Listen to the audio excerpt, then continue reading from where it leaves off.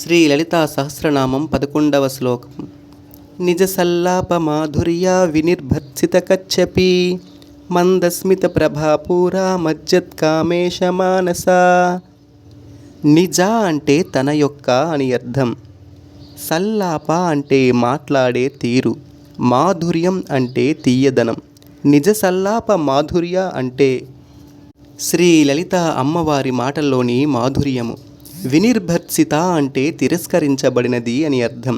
కచ్చపి అనగా సరస్వతీదేవి యొక్క వీణను కచ్చపి అని పిలుస్తారు.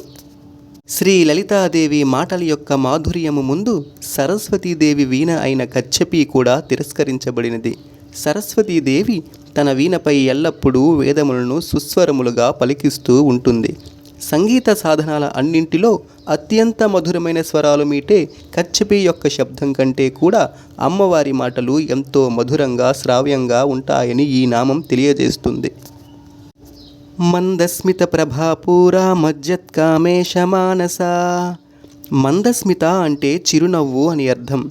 ప్రభాపూర, ప్రభ అంటే కాంతి, పూర అంటే ప్రవాహము లేదా నిండుదనము అని అర్థం. మజ్జత్ అనగా మునకలు వేస్తున్న అని అర్థం. కామేశ అంటే కామేశ్వరుడు, సాక్షాత్తు ఆ పరమశివుడు. మానస అంటే మనస్సు అని అర్థం. శ్రీ లలితాదేవి యొక్క చిరునవ్వు యొక్క కాంతి ప్రవాహంలో సాక్షాత్తు పరమశివుని మనస్సు మునకలు వేస్తుంది అని ఈ నామానికి ఉన్నటువంటి అర్థం. శ్రీ లలితా అమ్మవారి ముగ్ధమోహన సౌందర్యానికి పరమేశ్వరుడు ఆనందంతో తదేకముగా అమ్మవారి ముఖంలోకి చూస్తూ ఉంటాడు. అటువంటిది ఆ జగన్మాత చిరునవ్వు నవ్వితే ఈశ్వరుని పరిస్థితి ఏమిటి? అమ్మవారి చిరునవ్వు నుండి వెలువడే అద్భుతమైన కాంతి మాధుర్యం ఎంత గొప్పదంటే ఆ సౌందర్యంలో శివుడు కూడా మునిగిపోయి పరవశించిపోతాడని ఈ నామం యొక్క భావం.